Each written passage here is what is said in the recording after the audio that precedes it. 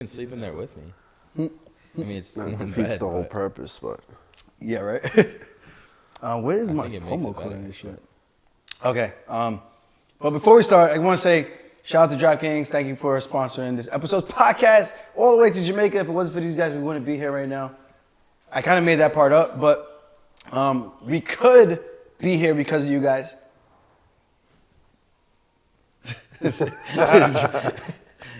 No pressure, guys. No pressure, DraftKings. We love you guys. yeah, get in. You gotta get next to Jake. Yeah, because you guys got the mic. Maybe just move the. We might have to put this on the floor. Put that behind Can you. it fit on the floor?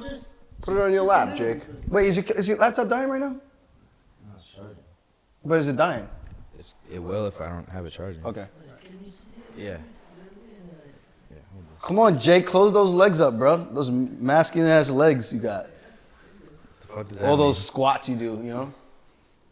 Jake's always in the gym. I squat. Jake's always in the gym.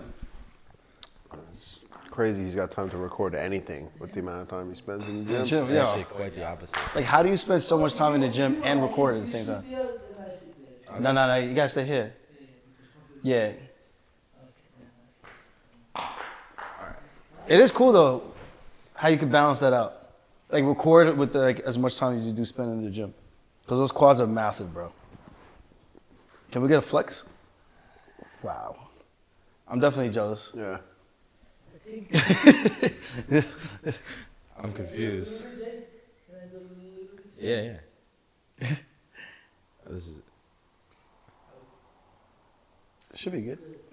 Yeah, I was still in. Maybe I should just forego this somewhere. Yeah. No. What are you doing? Why don't I just give my spot to Morono? Nah, he moved over. Al No, moved we gotta over. have you in there, got to. Come on. Why? You can pull it back a little too. Everyone's in, you know? No, not like Where's that. Big D? You gotta lift it. He's on the way.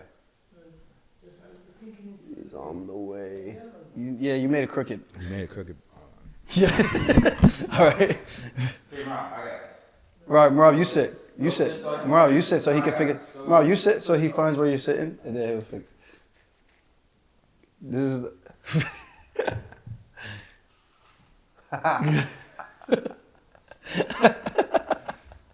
Yeah, this is amazing right now.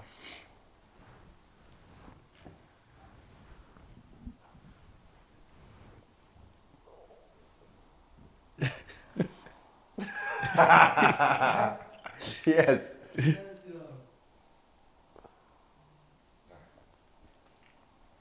Yeah. Start All right. Start. You gotta do your what's up, guys. All right. So doing the intro all over again, or was that really the intro? Well, to answer your question, it's really challenging and tough to, manage my gym schedule and doing all the work for you, but I get it done. And that's why I have this body. That's why you have that. He gets it done. I can't even hold it. That's I why try I to keep look it. like He a gets it Greek all done god. with extremely low body fat. Yeah, it's somehow. I mean, You know, when I make It's my a weight cuts, miracle. I'd be like, "What would Jake do?" yeah. Yeah. I mean, as you should. Exactly. Yeah. That's why you're so successful. That's how you make that weight. Yeah. What would Jake do? What would Jake do? Eat cookies. All right, let's jump right into the Paddy the Baddy. Oh, Paddy the Baddy. Your boy. This is who you worship and idolize. That's who I worship? Yeah, tell the people. Okay. And you gotta bring the mic up, bro. No, it's picking up good. If it's up close, it's too loud. Well, then don't See that? yell. Just don't yell, bro. No, but all right, you stay over there. What are you doing? You gotta turn your gain down. Is your gain too high? No, it's down, bro. Damn. Then why are you so loud? Because it's so close to my face. Damn. Lower your voice. You guys see what I put up with? How much you drink? How much you guys drink? Half a beer. Not All you. right. So you want me to actually? Yeah, go All get right. get started. Get us started on Paddy the Baddy, All bro. right, so Paddy basically tried to chop off Ariel Helwani's head publicly with Dana White sitting across from him. Not Ariel Helwani. That's what we went at. No one comes at Ariel Helwani. But he tried. Is he crazy? I mean, he failed. I Tried. think. He is crazy. No one comes at Ariel Helwani, bro. So basically, Not even Dana White comes at Ariel Helwani. Because he knows. He tried, he's, though. yeah, he's failed at it. No, They Dana. both tried. He got they both got put. I think the comeback was pretty good. I think in the art of public Ariel's feuds, comeback was pretty I'm clearly good. joking, guys. in the art of public things feuds, you don't nobody talk about. beats Ariel Helwani ever. Some things you don't joke about, Joe. I might get yelled at after this. Ariel, he's sorry. Don't read the text you have with Aljo Yeah. on the show. But yeah, so Paddy basically he had Dana on his podcast, Dana White, and at some point decided it was a good idea to go at Ariel Helwani and say he's like a shit journalist who's not even a real journalist, and he's a cheeky cunt. These are Paddy's words, and he profits too much off the fighters. And Wow. but the funny part was that Dana White, who makes billions of dollars off the fighters and pays them not what they're worth. Not Dana White.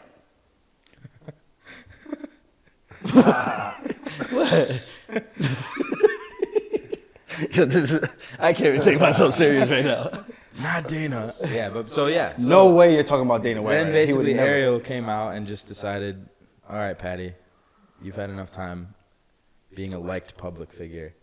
So he took his clout. That's not what he said. Is that what he said? No, but that that was the goat internal status. dialogue. Yeah, that was the... Ariel, you the missed goat attitude status. of the It wasn't what he said, Yeah. but it's what he accomplished. Yeah, but if he wanted GOAT status, he should have said, you had enough public appreciation. Now I'm going to demolish You've you. had clout for enough time. Yeah, now it's time for It's me to mine now, deplatform you, bitch. baby. Yeah. So yeah, what are you guys' thoughts? Who has Dana White on the podcast as a fighter? First of all, that's kind of like conflict of interest, no? I think. But that's never stopped him. Yeah. What do you think, Aljo? Plus, I mean, I like it. I do like it that he was able to get him on the podcast. I thought that was cool. Does that encourage you to try to get Dana on the podcast? Yes, it did. You think you could? Try to get him on? No, that encourages me to want to try. Because I think that would be fucking fireworks if you Yeah. and Dana had a podcast together. Oh, yeah. I don't know if it would be good for you. I'll ask him all the tough questions, the hard-hitting questions. Aljo speaks he speaks his mind, he speaks his heart, you know? I think Yeah. it'd be some uncomfortable questions. Now he'll probably call me a goof, and maybe some other stuff. I don't know. I really don't know how that would go. I wouldn't ask him shit like that because I know which way it would go really quick. So I wouldn't even do that unless I was ready for violence, and I would have to have like an arsenal ready for rebuttals. Yeah. His Dana's good. He's kind of like Matt. I think him hanging out with Matt has kind of rubbed off on him a little bit. Yeah. Maybe not as smooth and as sharp, but a little bit. But the whole situation, I think, is definitely some brown nosing for sure. I don't knock Paddy for trying to get some extra brownie points, but damn, dude, like, get some oxygen a little bit. Like, get your nose out that ass so that you can come up with some air. You need a little bit of air down there. Dana was loving that. I would imagine. Loving it. Well, it just shows you Like kumbaya. 50 million, Let's- 50,000 let's bucks. just shit on Ariel Helwani. Poor guy. But all Dana would say is like, "Oh, he's the biggest piece of shit." Yeah, there was no Like not substance. slime ball, Yeah, bro. yeah. None. It's just funny. Like Dana was like, exactly. He profits off you guys. What do you think about it? Yeah, I listen and this morning when I wake up, I was listen. I don't listen the whole thing, but yeah, I was shocked that even Paddy was talking like this about Ariel Helwani. Even then I said, "Oh yeah," and then he was talking like, and then after Ariel Helwani was showing the like all text, and I mean, man, I like Ariel Helwani and he's doing his job, and I don't know, and. I don't know, like, yeah, the fact that the Paddy bring his own podcast, Dana White, I was shocked. Yeah, like, I'm sure if you try, I don't know. Yeah. Yeah, it's gonna be tough. Yeah, it You might want be to be champion, really I tough. don't think I don't know, but I understand that Paddy is popular, and I think he tried to make big voice because of he say like Yeah. talk shit like this, you know. I think he tried to make voice. I don't think he's this much stupid. Yeah. Yeah, he's stirring the pot with the biggest MMA journalist, I think, in the game right now.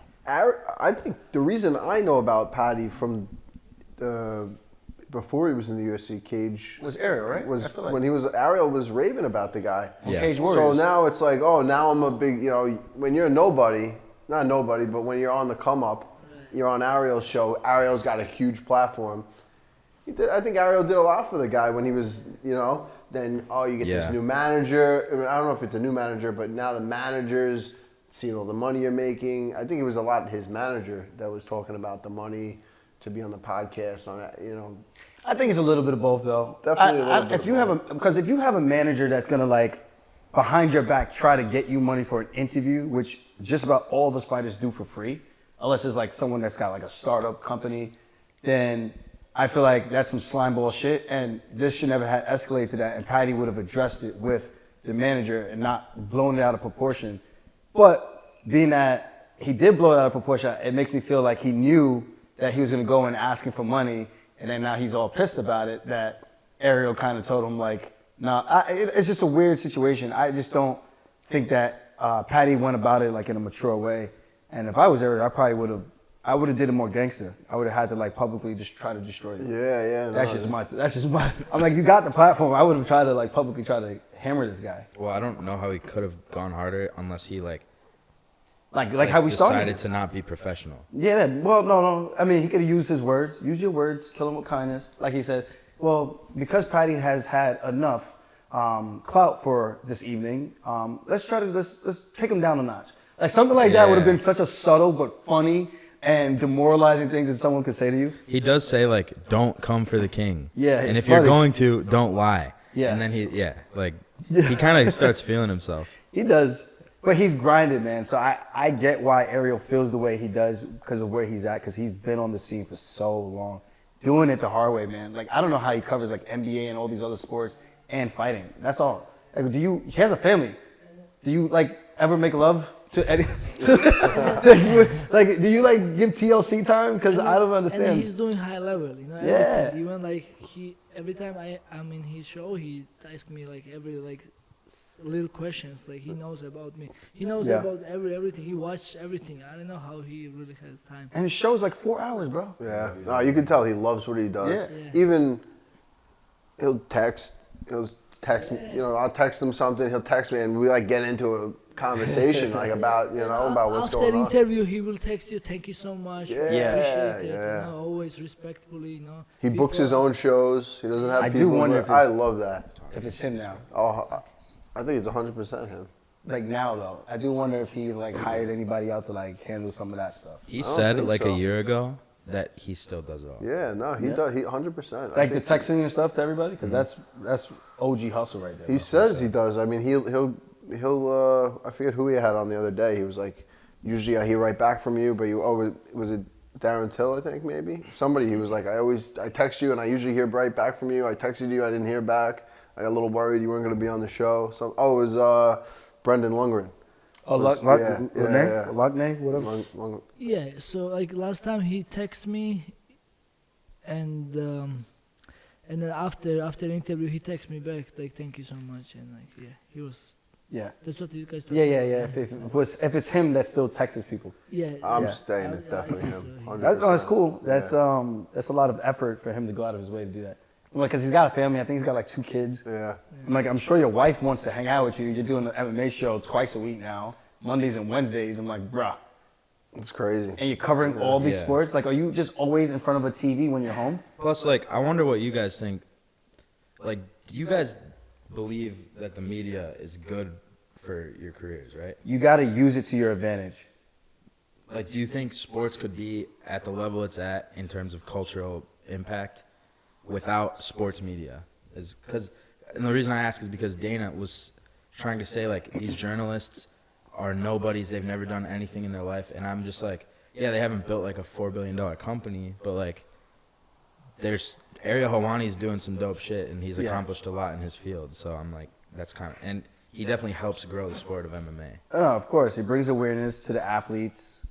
And when the UFC has these popular athletes that people want to tune in to watch, like a Paddy The Baddy, Molly Meatball, Darren Till, even when he did get Conor on back then, that's important, like, eyeballs that he gets, and it makes people want to get, like, more excited to watch the fight, But I do get, let me play devil's advocate here, though. I do get what Dana White is saying in the sense of, not Dana, wait, he's the one who said that, right? Dana's the one that says the journalists are making money off the fighters? No. They both said that, but Dana, what I'm referring to is Dana said that, like, What I'm referring to is that Dana said, like, that the journalists are like nobodies who haven't accomplished anything, and who cares about their opinion? Well, and like they don't fucking matter. That's kind of what he was. But I think there's been so many great journalists that have heightened. Yeah.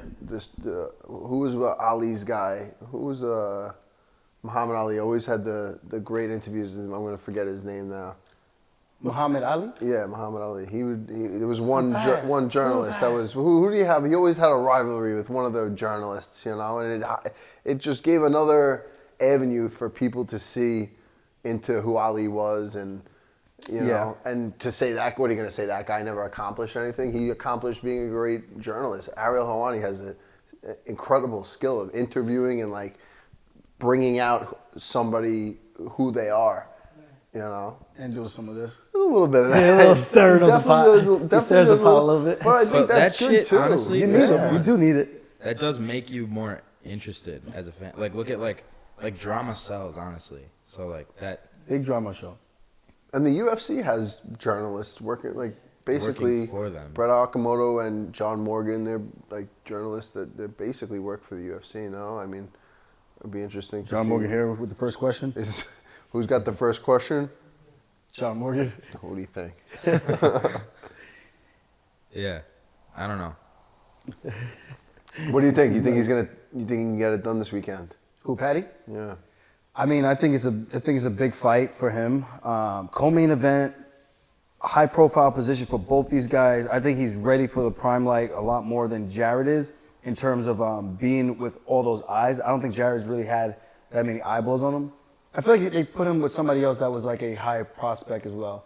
I know it was Charles Oliveira. Oliveira was. But was it anybody else? He beat, was it Leonardo Santos? I think it was someone else they pegged him to lose. The Grant Dawson fight, but that was competitive. I feel like with him, they've given him a lot of guys that they thought were going to kill him. But he tends to make it interesting. He's tough, man. Yeah. He's tough. He's a grind. He beat Joe Selecki, who I thought they probably thought was going to kill him. Yeah. Joe Selecki was. And he was a good grappler. So I think with this matchup, and the main thing with this, I think is going to be the big discrepancy is going to be the grappling. I think that's going to be the huge the deciding factor in this fight, I think. Yeah. Like, Jared's got a good striking, but he's not like, oh, he does this really well. And it's not like his grappling is like, oh, he does this really well. I think the best thing he does is making it an ugly fight, getting in your face, pushing you against the cage, dirty boxing, dirty clinch work, and I think that's like where he has most of his success. Where a guy like Paddy, man, he ties you up. That's what he wants. He gets rocked. He'll pull guard. Yeah. He don't give a shit. He definitely makes mistakes on the feet. Yeah. His chin is always up. And against guys that I think were brought in to get run over by him. Yeah. You know, so he's making these fights harder than they're supposed to be. And a guy like Jared Gordon, who's been around, he's been in the UFC for how long? He's trained. You know, he's not one of these guys that it's gonna be a tough fight for Paddy. Either way, I gotta think. As long as Jared doesn't get taken down early, where he gives up his back, because if he gives up his back, I think the fight's as good as over. Yeah. That's why I'm worried about. But even with Grant Dawson, he didn't get submitted. Well, he did. Actually, he did. I lied. Damn. He's definitely susceptible to being submitted. A couple of fights he's been tapped. Yeah, Santos rear naked choke in the third round with like 50 seconds left on the clock, bro. So yeah, this is a tough. I think this is a tough one because stylistically, I don't think his grappling is that solid. Paddy gets fat in between fights. It's never good. I mean, everyone gains weight, but he's like absurd with it. It's like, what the hell? He's like two different people. Yeah, he looks I saw him UFC PI Paddy like summer. He was huge. Bro. Like he was like 190 maybe. Like, crazy. Big guy. It looks a little grotesque because his face and his cheeks, and then it looks like he smells on top of it. Yeah, he looks like he smells. It looks like he gained the weight and he just stopped showering. Yeah. like if you just look at the picture of him, you're like, this guy doesn't shower. Yeah. If you didn't know who Paddy the Baddy was, I just showed you a picture and I'd go like this. You're probably like, the guy looks like he smells. Like when he's in the off season, like fresh into the off season. But But I say that about a lot of people. So, Paddy, don't be offended, bro. Come on, bro. Come on. It's just a podcast. It's his own fault. We're just talking shit It's his here, own bro. fault he gets... I show you showers sometimes. What's your opinion? Most people that eat like that probably don't smell great. Yeah. What are you trying to say? Ooh. You do not eat like that. No, I don't. And before we move on from this, Paddy is a minus 250 favorite, and Jared Gordon is a plus 210. So I don't know. Would you say there's value in picking Jared in this 100%. I hope Jared wins. I think Jared can get the upset. I think on a level playing field, like crowd-wise, if it was just like that could be the swinging factor. It's Vegas too. The crowd's going to be on Paddy's side, and it's going to be crazy. It's going to be a heightened. The stakes are going to be higher. There's going to be a different kind of energy in the building when that fight goes off than I think Jared Gordon's used to, but I think Paddy's been there before. Co-main. Has Paddy been a co-main? I don't know, but he brings the crowd. When the crowd is there, you know what I mean? Yeah. Like, the place erupts, I got to think. And it's going to be a little different than maybe a little bit bigger of a stage for Paddy, a little bit, but it's going to be way bigger of a stage for Jared than he's used to, you know? And so I think that's going to be a big factor. I don't know.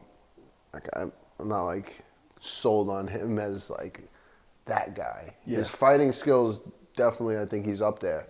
But it's like, we'll see. It's going to be interesting. And Jared's from Long Island. So. Gotta go for the native New Yorker, you know? I do kind of want to see And the Paddy freaking guy who's too. kissing Dana White's ass. Like, yeah. get the hell out of here. He got a little cocky, I feel like. What? You know? That his little performance on the podcast this weekend, I feel like he got like a little cocky, you know what I mean? And like, the way he's talking, he's definitely, He might be overlooking him. He was like, I'm probably, he started talking about how much money he's going to make. Yeah. And how much money he's like, I get a nice wage. I'm going to make millions in the next few months. Yeah. My numbers are better because I make better content. And he pointed at the camera. Yeah. Like talking to everyone else in MMA. But does he actually make better content? No. That's what I don't get. It's just like the UFC's pumping money into that guy. Yeah, like, so it's like putting his Barstool social media. Barstool gave him an M just to make content. Like, but my thing about that, and I'm not knocking Paddy. I think great for him. I'm clapping for him. Hey man, take your money all the way to the bank for you and your family, your future endeavors. Go buy a freaking nice ass car if you want to buy a nice ass car. But the fact that people look at these guys and they go like, these are the best content creators. I look at his content, I'm like, what about this is like selling anything? Do you just like a funny accent? No. Like to the average American person in the States? Like I'm not trying to be disrespectful, but it's just like, I don't get it. I look at it and I just don't get it. It doesn't make any sense to me. I don't know. I think that definitely like the hype machine, right when he came in, was on a different level. Like the machine behind him, marketing him.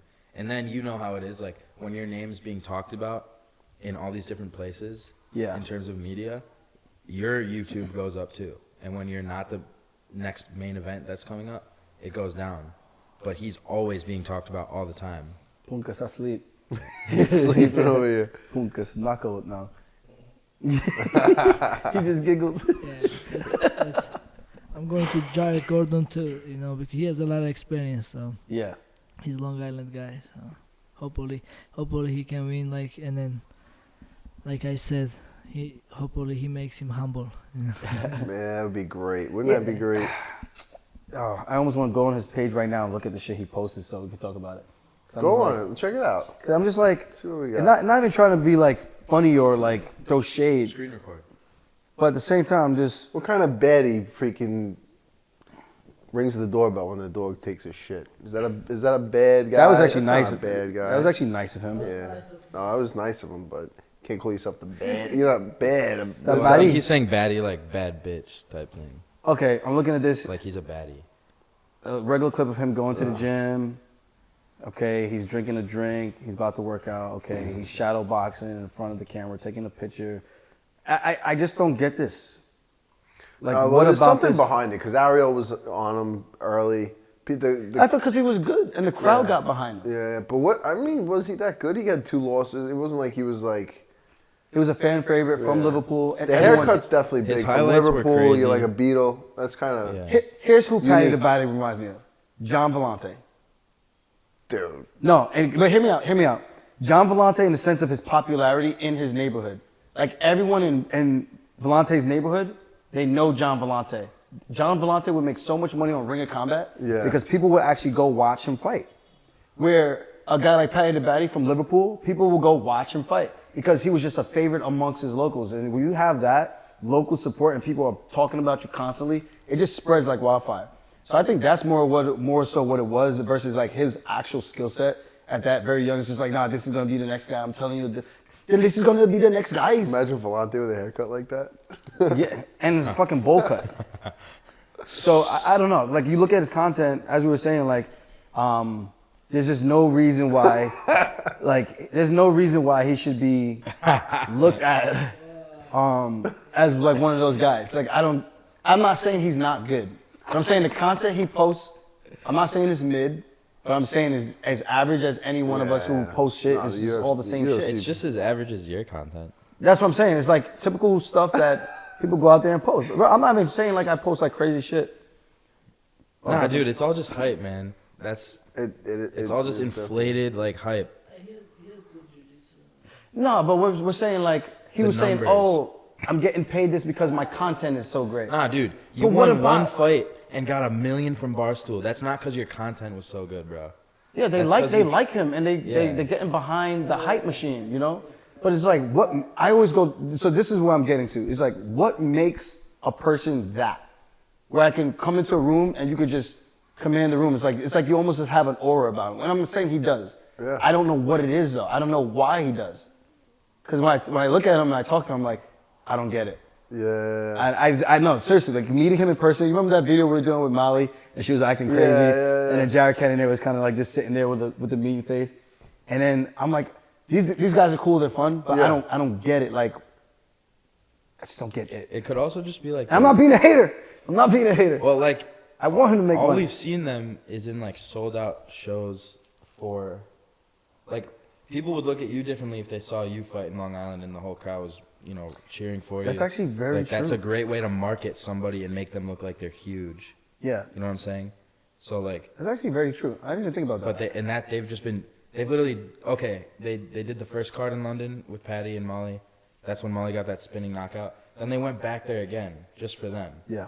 And I think they've done 3 cards there. Am I wrong? Yeah. Normally they'll go to at least like once a year to like the UK. But because of COVID, we haven't been there forever. And they said now COVID is over, so we can go back. Yeah. So and that crowd is unique. just crazy. He's like a unique. There's a few different pieces to the puzzle, kind of with. An accent is definitely involved. Accent, Conor McGregor accent, unique part of the world. He's from Liverpool.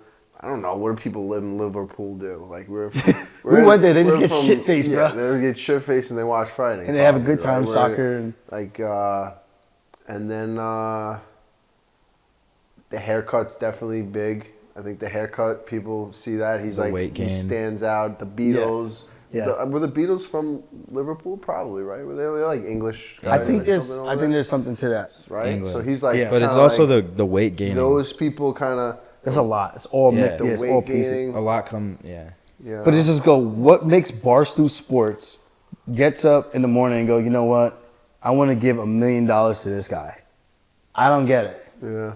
Like, what content is he doing I think for them it's that's just like... the numbers, which... numbers never lie. Yeah. It's just the numbers, honestly. He fits no, that and he's a brand, talented, like, he is fun to watch on camera. I don't think his vlogs are that fun to watch, but, like, he actually did a decent interview on a couple podcasts I've seen. But, like, like, all that other stuff that makes him a star, Yeah. I think that's, like, his talent in a way. And I know we're going to get roasted. People are going to be like, oh, you guys talking shit about Paddy. Like, we're not talking shit. We're analyzing the whole thing. Like, what makes a person popular? What makes people want to put money behind it? What makes people want to tune in to watch? Like, all that stuff matters. But I look at him and I just go, simply, I just don't get it. Some things you just never get, you know? Yeah. But we'll see. The telling factor will be if he can go out there and beat a guy like Jared Gordon. I don't think he's beat a guy on that level yet, you know? So it's kind of like they're definitely not giving him the Molly McCann treatment. I think they fucked that up. Yeah, they fucked up with I don't know. Maybe they were trying to put Aaron over, you know? I think they did that by accident. Really? Yeah. I think they did that by accident. You got to give No, I truly think they thought she was going to... Give Shelby a little more credit than that. I guarantee if we put Sean Shelby in the hot box, I guarantee you, and I think I've heard this through the grapevine, that they didn't think that fight was going to go that way. Really? Yeah. Yeah, she steamrolled her. Why would you get a superstar steamroll like that? But everybody knew that going into that. When I did it, I was like, But it was worse than you predicted. Like, yeah, I was like, that was like insanity what she did to Molly. I mean, that was like big sister, little sister. This could be the same. This could be the same kind of situation. I'm gonna say it's not gonna be that, but I'm gonna say Paddy's got a better chance because he can actually grapple. Yeah. Where his opponent's grappling. He definitely makes mistakes on the feet that are big mistakes. Yeah. I mean, it makes it exciting. He got rocked. He got rocked in every fight pretty much. I mean, he pulled guard. You know, he's been in some bad spots. Definitely tough. Definitely able to pull through it, but that's not what you want to be doing in those fights. You know, those early fights where you're probably a big favorite going into it. Maybe that's the thing. Maybe he needs somebody where he's the underdog, and then we'll really see. Maybe he's like that kind of guy. So, like I feel like I always liked fighting as the underdog. You know, maybe he's one of those guys where he likes being the underdog, and when we see him, where we're like they put him up against a high-ranked guy, we're like, oh shit, he's in trouble. That's when we see the real best Paddy, where he doesn't get in trouble early, and you know what I mean? Yeah. Yeah, it takes time too. I look at fighting like playing Pokemon. I never played, so. So you like battle Pokemon? Like you'll fight these other little characters, cartoon things, and then you beat it and you get experience points. So with like each battle, you get stronger and stronger, and then you level up. That's kind of like what these fights are. Yeah. Like you gain experience through each one, so you can level up for the next competition. Then when you reach to the boss, then maybe you're ready, and you find out. Let's see. And if you lose, you don't gain any experience points. But in real life, you do get experience even from losses. All right, let's see. Who do you got? We'll talk about the main event, right? Yeah, I'll pick for this one. What do you got? Okay. You got? You, me? Yes. Oh, damn, I'm first? Yeah. Sheesh. Honestly, you guys are going to hate me for this. I'm going to go with Paddy. Oh, Aljo, don't do it. Jared, I'm sorry, bro. Jared, can you believe this freaking But I'm not saying you can't win. Come on, don't do this to me. Jared, you're winning. I got you, bro. I'm just saying, if I had to put gun to my head, I always go with the grappler. I don't know what. Jared can grapple. Yeah. He can grapple. Not. He can. Jared, you can grapple, dude. Yeah, of course. I'm picking Jared Gordon. Yes.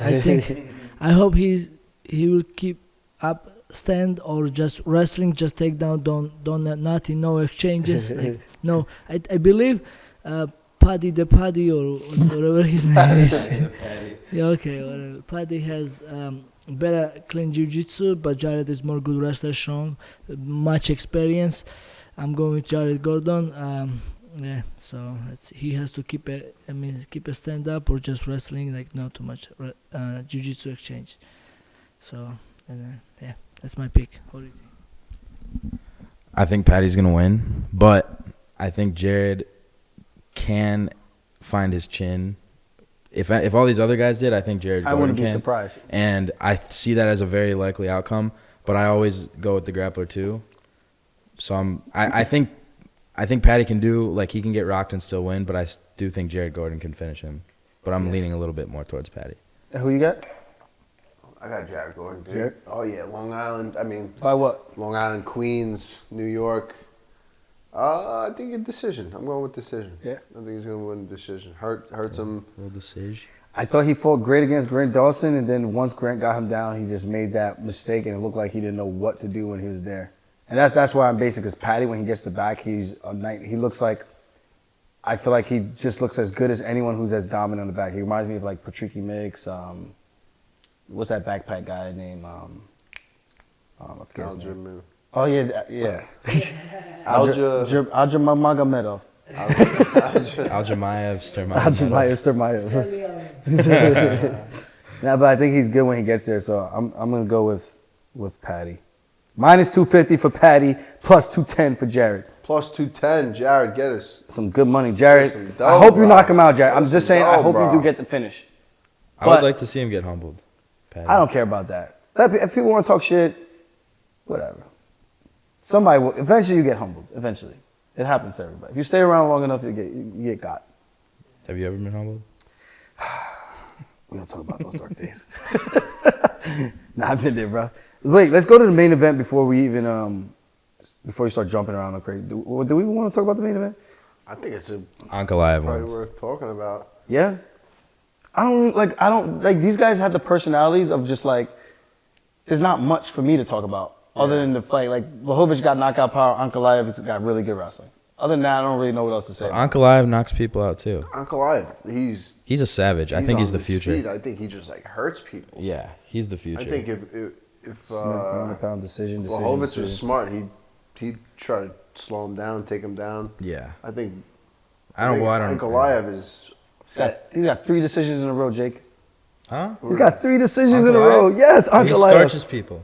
What do you mean he has 3 decisions? Bro, I'm looking at it right now. Anthony Smith ground and pound, and then 3 decisions in a row. So ground and pound. before. Yeah, and then he But beat dude, if you Kutalaba. watch his highlights, he does hit people hard. I'm pretty sure. I didn't say he didn't. I mean, in 205, I hope you hit people hard. He hurts people. He freaking. I hope you hurt Like, people. he's with like 205. dynamic on the fast. feet. He's definitely. I I think he's from got what I a remember. speed advantage over. I'd like to see him versus Blanhowicz. Yuri. No, I like him. What I'm saying is, I don't know much to talk about between these guys because their personalities, they don't really like give us much.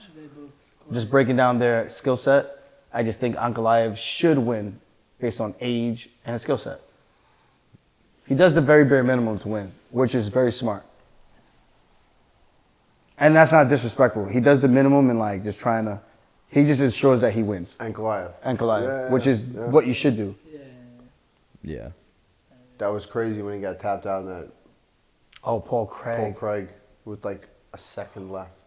It was exactly a second left. He was winning. It was 1 second left, he tapped. It was a good fight, and Yeah. then 1 second left, triangle choke, right? Tap. But that goes to show you guys that have good wrestling, that don't really know jiu-jitsu, man. And you start making like little mistakes like that. That's why, I don't know. Blanhowicz, if he mixes it up, mixes in the wrestling, slows him down a little bit. But he's not really a grappler. Blanhowicz? Yeah. I mean, he did Izzy because, I mean, Izzy was smaller. It's just like, he did. I mean, he's out wrestled guys, but guys that were going up. yeah. And freaking Ankalaev, isn't he? He's like huge. No, he's a big guy. We see him at the P. When he I see him just- hit the bag, bro. Yeah, he just seems like a guy that just freaking hurts when he hits you. You know, Yeah. he kicks your leg, your leg just is not the same ever. And I saw him. He's been training at Timecodes Vegas, and he's been training hard and smart. And he was, I think he was like last couple training camp. He's been training in Vegas with high level guys and Ankalaev, and I think he's in good shape now. Blanhowicz, he has of course like a good power, but I'm going with Ankalaev. I think. I like Polish power, man, but I see Ankalaev all the time, and I think he's an animal, bro. Yeah. I don't like picking. I hate picking. Yeah. But like you guys said, like it's smart. Ankalaev is smart, and he's doing enough for win. You know, like he's not gonna risk much. He's like good striker, enough good wrestler, and He's a big favorite. yeah. Ankalaev, Totally. DraftKings Sportsbook has him at -285, and Blanhowicz is a +240. But Blanhowicz knocks guys out. I can actually say, like, Blanhowicz knocks guys out or has knocked out more guys, it seems like, than Ankalaev has. Heavyweight, both guys got knockout power. Yeah. Could, you know. Yeah. Goddamn. Ankalaev, he's on like a But- 9-fight win streak though, right? Isn't he like the? Yeah. He's on like the biggest win streak in that division. Yeah, but Ankalaev will. He's only 30. He's trying to He's keep 1, a 2, fight 3, 4. distance. Has he ever been even dropped? 9-fight win streak, yeah. I don't think so. I don't think so. Uh, He's a savage, though. I think he's faster than Jan. I don't think Jan can keep up on the feet. Polish power. Jan Blanhowicz is kind of funny, though.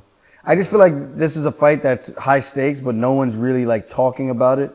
It's like the quiet guys, no one ever really... That's why I said that in the beginning, like, I feel like no one's really, like, I don't know what to say about this, because it's almost like no one's really talking about this matchup. Yeah. Even though it's a great fight. Yeah. But Yeah. that's why we're talking about it, guys. But it is actually a great fight. I agree. What else do we got? We got Ponzinibbio versus Alex Morono. Oh, Morono came in. He's taking Robbie Lawler's spot. Yeah. What did Ponzinibbio say? He said he likes this fight better, or it means more to him than beating Robbie Lawler. If he were to beat Robbie Lawler, It's kind of. he's on a 2-fight losing streak. He's on a 2-fight losing streak. Yeah. Morono. No. Ponzinibbio. 2 split decision losses. All right. He just leaves the fights really close. And Morono's kind of on fire right now, man. He 4-fight winning streak, 3 decisions and 1 TKO over Donald Cerrone. Wow. He kind of dog walked Cerrone, man. I didn't think it was gonna go like that. That was Cerrone's last fight, right? Yeah, man, that was painful to watch. Yeah. I'm like, Donald, he has grown on me over the years, even though in the beginning we butted heads like really, really bad. Over some shit that was just... No, his last fight was Jim Miller. Jim Miller choked him out. Oh, okay. In the second round. Cerrone, yeah. Cerrone had beat Jim Miller. Actually, he fought Jim Miller when I fought Hugo Vienna in Atlantic City. Yeah, crazy, right? That body shot, right? Yeah, put him down, then he gets choked out. Atlantic City. The UFC would never have a fight there again. Probably not. What? Yeah, Atlantic City. Maybe Broadway Hall? Boardwalk Hall? Boardwalk, yeah, that. They wouldn't have anything that's not in an arena. That's where I fought. Atlantic City's just is that an downhill, man. That should be such a beautiful place. Yeah. Atlantic City, it's like... But now I don't think anything new. They build now something new. Oh, really? No, then they stop. Like, yeah.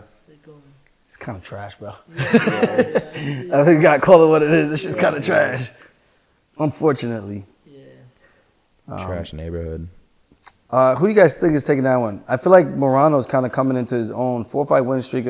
But Ponzinibbio just fights close with everybody. This is the biggest step up, I think, for Morono. He lost to Michael Pereira, Jeff Neal, and then before that he beat Beza, and then he lost to Jing Liang. He got knocked out by Jing Liang. And before that he had knocked out Neil Magny. Then he was out for like 2 years. I don't know. I don't even know, really. I'm going with the other guy. Morono? Yeah. I think he's kind of certain. He's got this awkward fight style where he leaves his elbows up and he throws these punches like, they're almost like, and then he comes back and he kind of hops. He looks almost like South Park cartoon, like how they bobble side to side, like Mr. Hanky. You know they walk like this. So when he punches, he goes like. I'm going with Mr. It's funny. Hanky. Like I'm seeing it in my head. I'm like, why don't guys like throw body kicks? His elbows are wide open, like smash the arms and go underneath the elbow, go underneath the ribs. I'd like to see you body kick the shit out of Henry. Dude, I'm spamming kicks. It's gonna be like someone just keeps hitting the X button in the video game. Yo, did you see on a clip we posted of you saying like you're gonna fuck Henry up? Basically, he just put laughing emojis. Yeah. I thought that was funny. I was like, you could laugh, but I know you deep down, you know it's true. Like, I wonder what he actually thinks in his head about this fight. Nah, he's a smart guy. He'll figure something out, but eventually, he'll run into some shit, you know? That's the way I look at it. He'll be engulfed by the backpack. Like, there's only so much distance control he could do. He wants to get me to punch, to overcommit, so he can step back and try to do something and come over the top. But it ain't going to be like that because I'm going to control the range and slowly walk him down. And eventually, there's only so much circling and karate ninja shit that he's going to be doing like this and trying to, like, thinking he's like this karate master. I'm like, bro, we're wrestling and kicking. He's been out for 3 years. My knee, I lift my knee, I hit him on the chin, square on the chin. How high do you have to lift your knee? Not very high. Like a couple inches? I just need to, like, just... Not even a chin tuck, bro. You should flying knee him. That'd be savage. I see so many different ways. Like, I really want to come out and hit that flying jump kick on TJ. And then I thought about it, and I was like, nah, let's just fucking kick the shit out of him as soon as the fight starts. That's what I did. But, yeah. What were the odds? I didn't even do the odds of this one. The odds on this one, Ponzinibbio is minus 180. Alex Morono, plus 155. Oh, that's a good one. Throw some money on Morono there. Ponzinibbio's the favorite? He's a favorite. Huh. That might be a live dog right here. I like Ponzinibbio. I just think sometimes he fights and leaves it too close. I think he's got to realize, or his coaches maybe need to tell him, like, dude, stop fucking having these close rounds. We need to ensure that we win this round. Go for it. Like, put a statement on this round so that we could be like, we swayed the judges and got the nod for the round. Secure the bag, secure the round. Well, secure the round, secure the bag. Gamesmanship. That should be a shirt. Secure the bag, secure the no, fuck. Secure the round, secure the bag. Right? You should put that on a shirt. You should do it. I'll wear it. I'll wear it. We got Darren Till taking on Plessis. I just said that's really wrong. Plessis. Plessis is on. He's 28 years old. He's on. Wow, 1, 2, 3, 4, 5-fight win streak. 28. He's from South Africa. He's a beast, huh? There's only one Scouser winning for Saturday night, in my opinion. He's got a lot of finishes, bro. He finished Ludabach. South Africa. What do you mean, Scouser? Darren Till? Darren Till is who he's fighting. Yeah. Oh. He couldn't wait to say that. Yeah, he got me. You got me good. You got me good there, buddy. Plessis is a minus 175 favorite as per DraftKings Sportsbook. Darren Till is a plus 150. They're counting out the Till, man. I'm counting him out. You count him out? Yeah. Man, Darren Till, man, what happened? He's 29 years old. He's still relatively young, though. He's on a 2-fight losing streak. Brunson choked him out. He beat Gastelum by split, and before that, he lost 2 in a row. The Gastelum fight was one that no one's going to give a fuck about. And the fight with Stephen Wonderboy Thompson that he won, no one's going to give a fuck about. He won both those fights, which was like, they were both awful. He beat Wonderboy? Hamzat? It was awful, bro. Where's this guy Hamzat? Wonderboy won, but they They gave it to him. It was in Liverpool. But he's training in Dubai, right? Yo. Who's that? He was training same gym we was there. Yeah. I see he's there, but why? He's not training with Till? I thought they were like... so Till trains with him, but he doesn't train with Till when Till's got a fight coming up? That's not good. It's not a good sign. Something had to have happened with that, right? Because that don't make sense. That's very valid. I didn't even think about that. You know? Maybe he's going to fly out at the end of the week. Maybe he's there now. I haven't been on social media. We haven't had time to really not check. Like he's got a fight coming up. Actually, I've been seeing Tills all in Dubai. I mean, not Till. Yeah. Yeah, actually, someone asked Khamzat about this fight, but he said I will go for watch his fight and if he needs me or something. But yeah, I guess not. He's training camp. Yeah, and maybe because he's a striker that he's fighting. Maybe he's like, I don't need to be working on so much grappling. Yeah. So I get it, but at the same time, they're supposed to be the smash brothers. But like now you know, like Khamzat like superstar now. He like maybe he. Tarantino don't ask him, like, you know, Khamzat must be busy, you know. Or he probably told him, bro, if you lose this one, I can't be seen with you no more, man. Imagine. You know, he's so fucked up. You know, like, I think Khamzat just training 24/7, I think that he's the type of guy that he's training like a crazy, like, I think. Yeah. You know, I think. Yeah. I don't know. Maybe, I don't know. He's not like a guy that, like, when he don't have a fight, then, you know, like, he's... That left hand, though. You're good. That left hand from Darren Till is like money. Yeah. So I can see that landing and him catching Duplessis, because I feel like Duplessis is kind of an aggressive fighter. Maybe that will play into the favor of a guy like Darren Till. That could be something. I mean, I feel like Darren Till's on the way down, Duplessis is on the way up. Yeah. And this is what the UFC would do. There's a guy surging. There's a guy who was surging, and they just have to make these matchups where it's like, well, if you want to stay in the top 10, you got to show us that you belong here, and you got to beat this hot prospect. And if you don't, well, it sucks to be you. It's a cold business, man. One day you're fucking here, bro, and it literally what could feel like overnight, you could be down here. Well, I feel like they tried to do with Darren Till what they're trying to do with Paddy now, but it kind of didn't pan out once he got to the, like... Well, Darren Till got a title shot, bro, so... That's, I mean, they did everything right. It's just he just didn't win. Wasn't the whole thing he got rushed to a title shot? Did kind of get rushed, but that at was the like same the whole time, narrative, and then he like never was the same after that. Well, that was the Willie narrative. kind of fucked him up. Let's be honest. Yeah. But was it? If he wasn't gonna do it then, was he ever gonna do it? Yeah. Kind of, you know, was he rushed or was he just given a title shot at a time when? Just he might not have ever really been up, you know. It might have never came after that. Yeah. I mean, they gave it to him after he beat Cerrone. Right? In Poland. I think so. And then Mike Perry ran into the cage and started growling. Yeah. But yeah. After the Cerrone fight, that's when Mike Perry did that. Yeah, and then they gave him the title shot. He fought Tyron Woodley. Woodley clapped his cheeks a bit. And then Pause. No pause. Woodley clapped those cheeks. Definitely pause that one. That was you fought on that card, right, Aljo? Yeah, I fought Cody Stamen. That was 2018. Woodley clapped his cheeks though. Was it in Jersey? No, Dallas. Did you do any cheek clapping? After I clapped Stamen, Woodley clapped Darren Till. Like he beat him standing up, and then he beat him on the ground, submitted him. Yeah. It'd be like But that. I mean, it's much easier to submit somebody when they're hurt. But yeah, I don't know. I feel like Darren Till was this prospect. Like you're saying, like they're trying to do the same treatment, but the only thing is hopefully they don't rush Paddy. I think it's going to be difficult to do that at 155 because there's so many guys that he would have to skip, which I don't think they could do that. Unless they gave him like the Thiago Santos, not Thiago Santos, Moses, the Makhachev treatment where, Islam. yeah, they give him a fight and then rank him 5th after that. Yeah. And then he has to win one more and he's fighting for a world title. Or maybe he's just fighting for a world title after that. I don't think they could do that because who would he fight that he could beat in the top 5 or even the top 10? I don't know. They'll do their best to bring him along, that's for sure. You see what they're doing with O'Malley.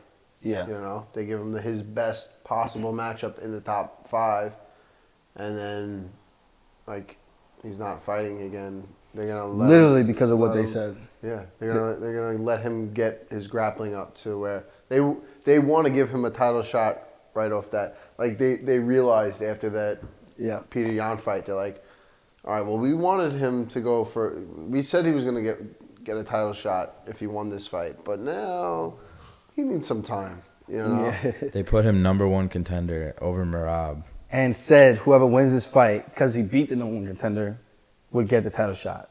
And then they didn't give him the title shot. I don't think if you beat the #1 guy, you should. I think he deserved that. I think he has like O'Malley has now a title fight.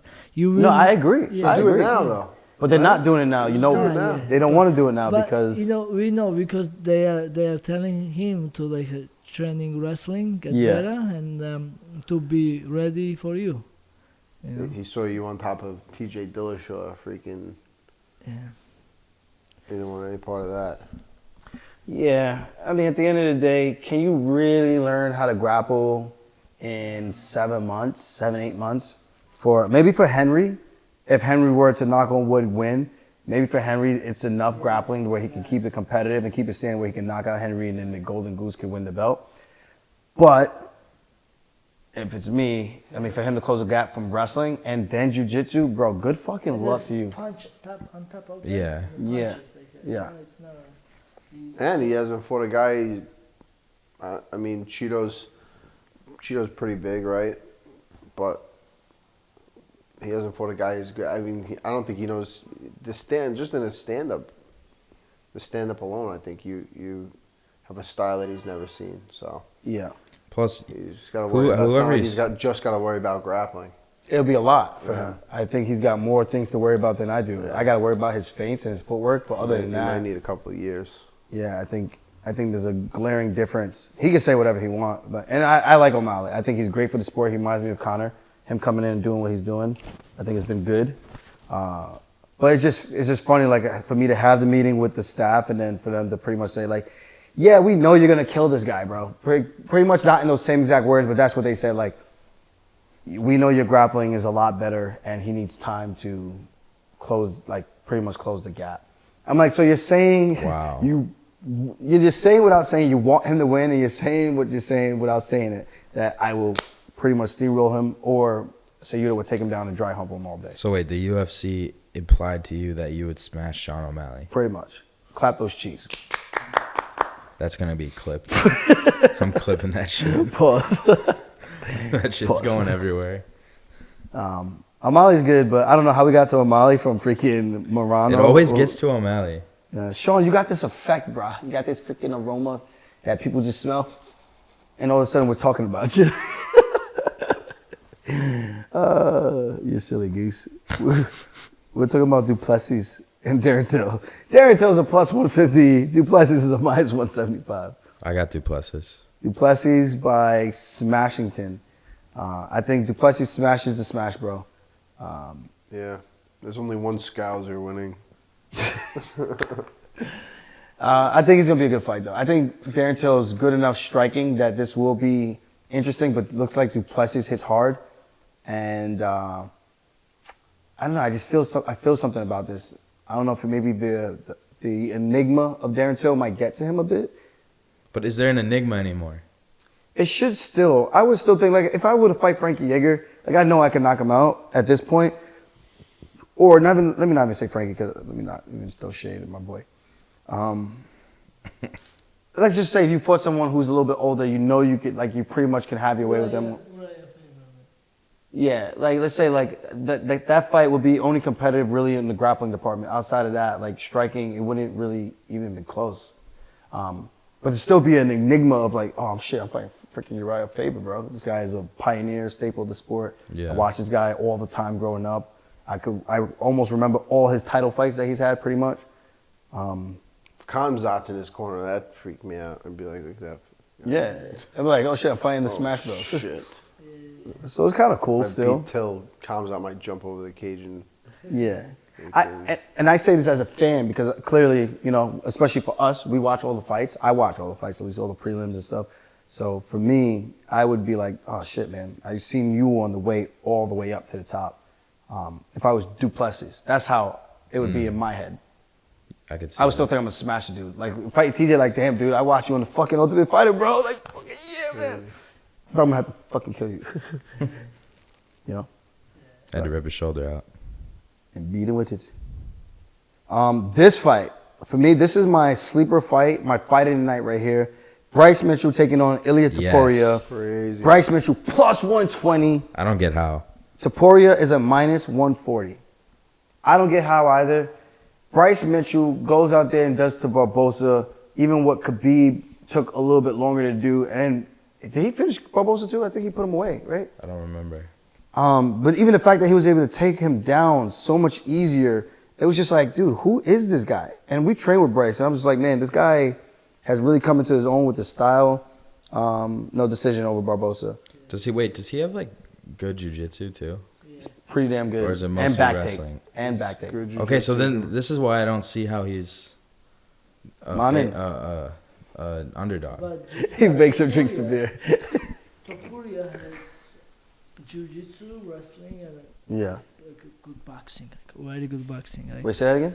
Topuria has like great boxing. He has wrestling and jiu-jitsu too. Yeah. But like Bryce Mitchell, more like tricky, more flexible. Like sometimes, when I was training with him, like when you try to take him down, you think it's down, and then but he's like somehow flip over and he's like on top of you, and he does some crazy submission, and or if he grabs you, he's like a dog, you know, he's like not let you go. Strong? Yeah, he's just whatever grabs, and he just holds. The Matador. Yeah.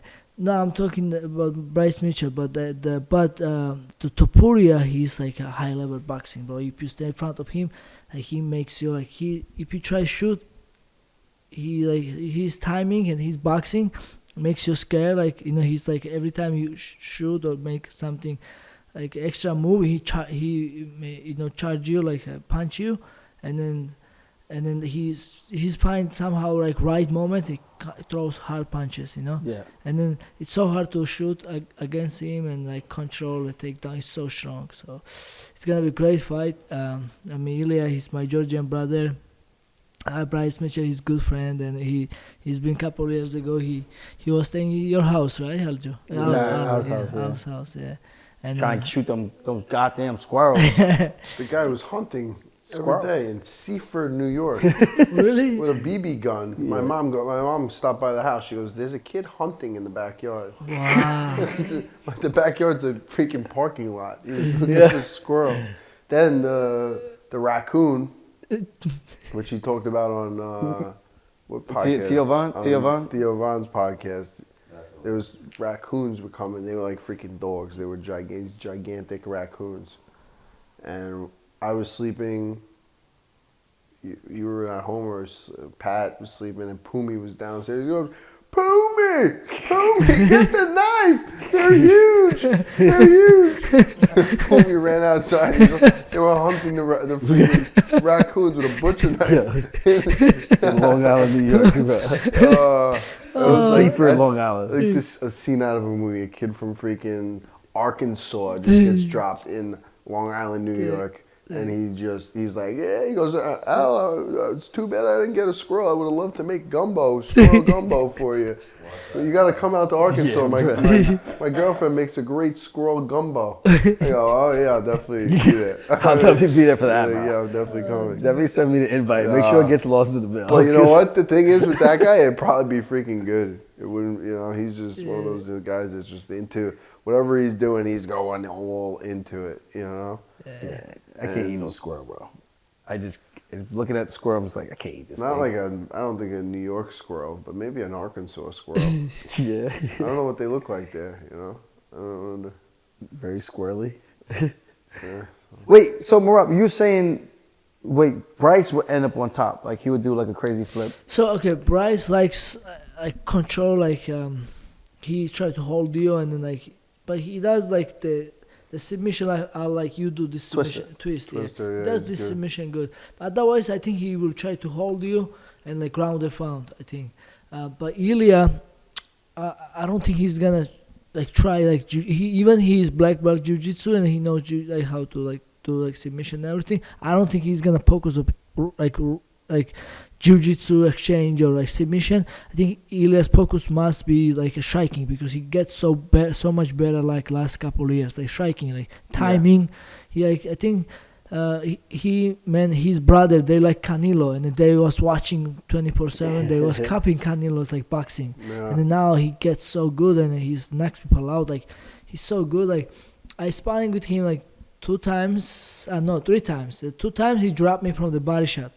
One time a very last second after almost last minute he got me one body shot and then the first time but so I'm saying the Ilia throws hard and he's a good striker he only focused up strike. And I tried to take him down. It was so hard. I think I take him one but he get up he's so good I don't know. And Bryce is striking. If you look at him from a boxing standpoint, you're probably going to be this guy's not, his striking is not great, but it gets the job done. He's so unorthodox, and he was out striking Barbosa, right? Mm-hmm.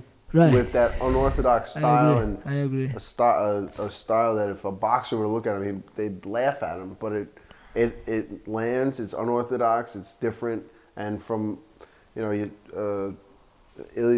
boxing is very traditional and Canelo style. Ripping body shots, 2 clash of styles. It's gonna be good to see.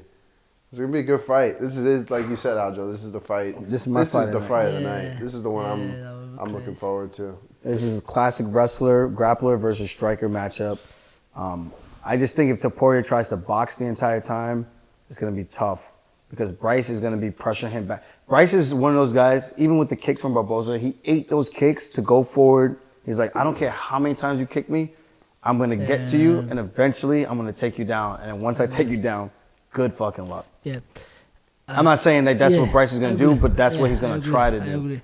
But also same time, Ilia is I know Bryce Mitchell is so good, but just Ilia is so good with sprawl and wrestling takedown defense, I think. And then that's the thing, if Bryce Mitchell take Ilia down, it's gonna be tough for Ilia to get up and throw punches again and keep it boxing. But he hasn't been taken down, right? In MMA, not in the UFC. He hasn't been taken down before. Ilia, no, I don't think so. I don't. So I just wonder how he's gonna react if he gets taken down. How would he respond? He never been taken down, I believe. Yeah, no. I don't know. It's gonna be a good fight, man. Yeah, I'm not picking for this because I like both guys. Yeah. I don't care who wins. I just hope it's a good fight. Yeah, it's gonna be a good fight.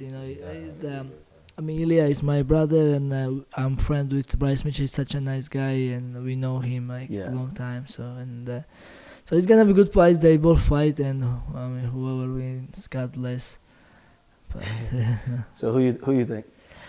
Ah man, it's hard. Put him in the spot. I love Bryce Mitchell, but I think Ilia.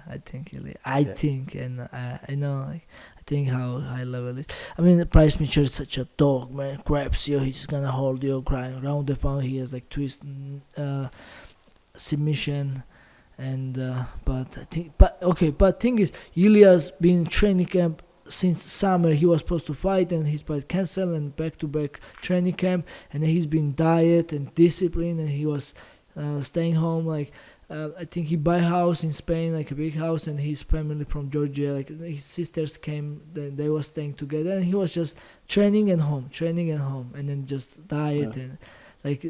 He likes good life, like going out, the drink, like have a good time. But this time he was just disciplined, Yeah. So it's. Well, he missed weight before, and then they Yeah. told him to go up to 55.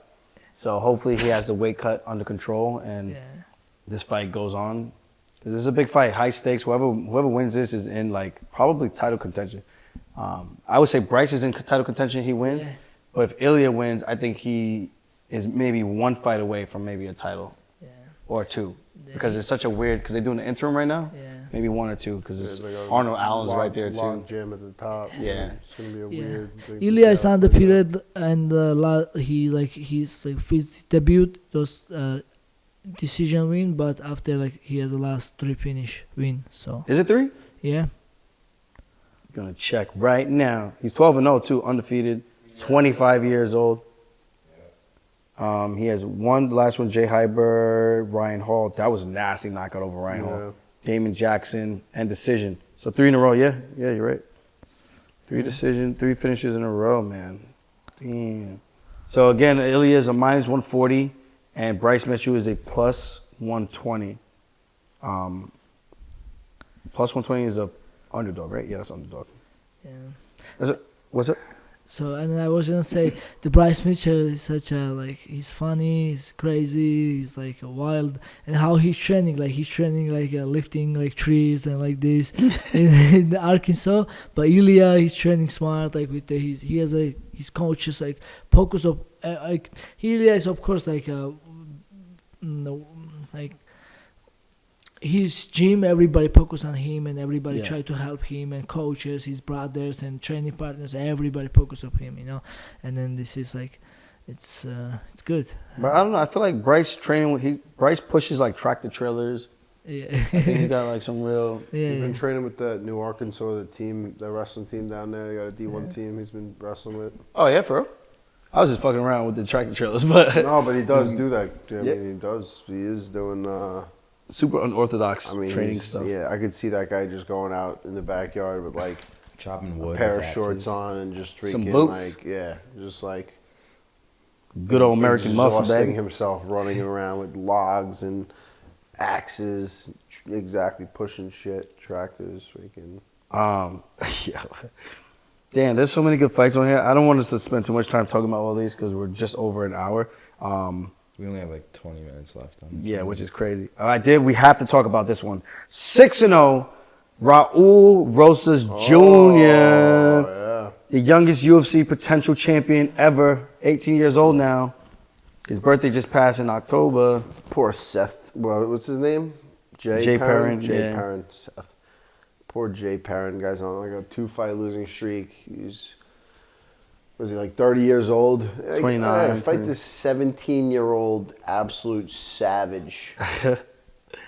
Rob, you train with him a lot, right, Raul? Yeah, I train. And yeah. So what do you have And to you say? trained with them both recently, Yeah. Last week recently. Yeah. Crazy. So what? I train. But they never trained together? They did. I did once or two times. Oh, so they know. I know. I don't know what they did for training though. Did they spar or did they grapple? I don't know specific how they training, but yeah, when I asked Jake, he said they train 2 times together. Yeah, At Syndicate MMA. yes, yeah. I mean, man, this Raul he's strong. He's strong, great grappler. If he takes you back or take you down, it's a problem. He's coming he's young. He's bully. He's coming straight, he try to take you down and try to control you. But I want to grapple him again. Raul? Yeah. I grappled him twice. The second time was like I went there to drill, and then they did like this king of the mat, and then he started like, I told him like I was taking it easy for the day, just trying to like get a sweat in, not go crazy. And then he was like trying to pass my guard, but doing like this and DJing on my head. And I was like, why is it? I laughed, like chuckled, like, okay, this guy's being a little bit of a kind of like a little prick right now. I barely know this kid. But then I look over to the right and there's his dad with the fucking camera recording. I'm like, oh, it's a fucking show and tell right now. This is what you guys doing. You guys are just recording shit. Don't say nothing. I'm like, okay, cool. You guys have champions that come here. You guys are just completely disrespectful. That's just a shitty personality. You would think a kid would have had a little bit more, not a kid, but you would think someone would have taught him like some etiquette, like going into gyms and stuff and working out with other people. But I guess not. But that was like my only one of two interactions with him. Yeah, the whole video thing, especially if they don't know you're videoing. Yeah, didn't ask nothing. Just that's a little shot. Yeah, it was a little weird. It was weird, and I asked Coach Casey. I was like, yeah, man, like, can you just tell those guys if they come in, they can ask, and like, otherwise I just won't grapple with them. Yeah, because I know if that camera comes out, we're freaking going. Yeah, you know, it's not gonna be like. Even then, for me, I was like, I don't even want to do that because that's not what I came here to do today. That's not what you came to do. So, but once the camera comes out, now you know that's putting you in a weird spot because you told the guy, it's not cool. I should have let him tap me like 10 times just so he'd have like a false sense. Like, just go like this and fall over. He takes my back, chokes me, go, ah! And then look at the camera and wink. That would have been so stupid, but yeah. But yeah, you got to train with him like the last week, both of them, right? Yeah. So yeah, Jay was training hard and he was trying to training like defend, takedown, and. So who are you saying we should bet money on? Hey, I'm not going. No, I'm joking, bro. But like it was crazy because I know Bolt. The Bolt was training same gym. I was training with the Bolt in Syndicate MMA same time before, but and then now the Raul is training different place like 10 Planet and with Hector, and so Jay is still in Syndicate MMA and. So like then they have same manager and they make to fight each other and I was shocked and then I asked Jay's coach why they make this fight because you guys know each other, you guys have, exactly why? And your manager is making you guys fight as well. And then like Jay needs like he has like a top like one fight he takes short notice fight and then he lost, of course like 1 week notice fight. And he lost, and the second fight it was top, and he lost again. Now he needs to win, and then now he has a Raul. Like at the other side, he's a crazy killer guy. He's not 17-year-old. Like I think now he's 18. I think 18 now. He's 10, 18, but he's so strong. Like I said, and then now everything can happen, but like it's not like surprising. It's not new thing. The Raul is strong. And top grappler, and he's like just young and like but Jay has a chance too, but Raul is for sure like he's like I look the guy, I'm scared, he's strong. Yeah, he's definitely got the grappling edge. I'm just hoping Jay did the right work defensively, and then even if he gets taken down, how to get back up smart and safe so that he doesn't give up his back and give Raul probably one of his best positions to finish the fight. That's very good point because that's the thing, Yeah, you can't just get up. You just get up, you give up your back, and the fight's over. Yeah, that's like this situation. I think Jay was supposed to training like how to escape, get up, and hold, Yeah. Not only like take down defense because you may kick and you fell down, I will say though, one of the best escapes when the guys are really good at like transitioning to the back, and I'm giving away a little secret here, so definitely pay attention. When a guy takes you down, whether it's a double leg or single leg, as he's trying to pass, now when he tries to pass and you start to frame, you got to bring the knees to your chest, and you got to get these what we call knee shields to kind of create separation, create some space. And from there, you want to pummel that near side underhook. Obviously, the guy, depending on how high level of his grappling, he's going to try to reach over for a guillotine. That's okay as long as he only has one hand on it and his hands are barely connected. You can still fight the hand and then shift to a single leg, or I would say switch to a single leg, and from there try to reap the ankle. As you reap the ankle, you pull it across, and then you look for that get up that we do with Matt Serra all the time that he normally teaches. That's like one of the best positions, way to get up without exposing your back, or at least creating a scramble where he could get back to his feet. Because Raul made a lot of mistakes in that Dana White Contender Series fight where the kid got up multiple times, got on top multiple times, and made some stupid mistakes, like trying to jump for a guillotine and letting Raul get back on top. I'm like, dude, this kid is good. He's got so much potential. But the fact that you're giving him all these positions makes me wonder, well, how good is he really? And don't get me wrong, he was 17 at the time, now 18. You give him time to grow. I was just saying he was young, and I love his confidence, the way he was talking. But guys like that who make those type of mistakes, I'm sure he's going to start to look to fix those things. But I think if Jay can do those things the right way, because he's going to get taken down. Unless he can just go out there and starch him, which I don't think is going to happen. Jay doesn't look like he has that kind of crazy knockout power. He's a little bit smaller for the bantamweight division. Very technical. He kind of fights like TJ, likes to switch stances a lot. He'll do like these switch crosses and things like that. But if he gets taken down, he's got to be able to get back to his feet safely and inflict damage while in those scramble situations. Because you can't just let him keep taking you down because it's going to be exhausting. Every time you get taken down, you get tired and tired and tired. It's kind of like what you do to guys. You take them down so many times, and it's just kind of like, all right, I'm just going to lay here because I'm tired of getting back up. That's what it starts to feel like.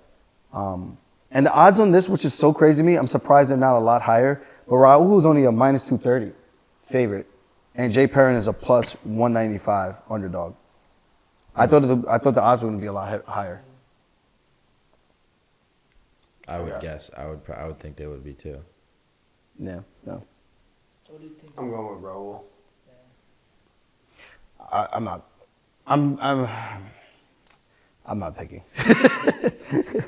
I'm going with Jay. Let's go, Jay. Wow. If I say Raul, then I actually train with Jay from time to time. It's kind of a dig. And if I say Raul, if I say Jay, then I'm being a hater on the 18-year-old all over again. Be a hater. Which is so stupid. Like, why would I hate on a kid that's like, I don't know, it's so weird. Nah, he did that fucked up shit in the gym with his dad with the video camera. No, definitely it was Jay. fucking stupid. Pick Jay. I picked Jay. I'm switching to Jay too. I shouldn't have. Fuck him.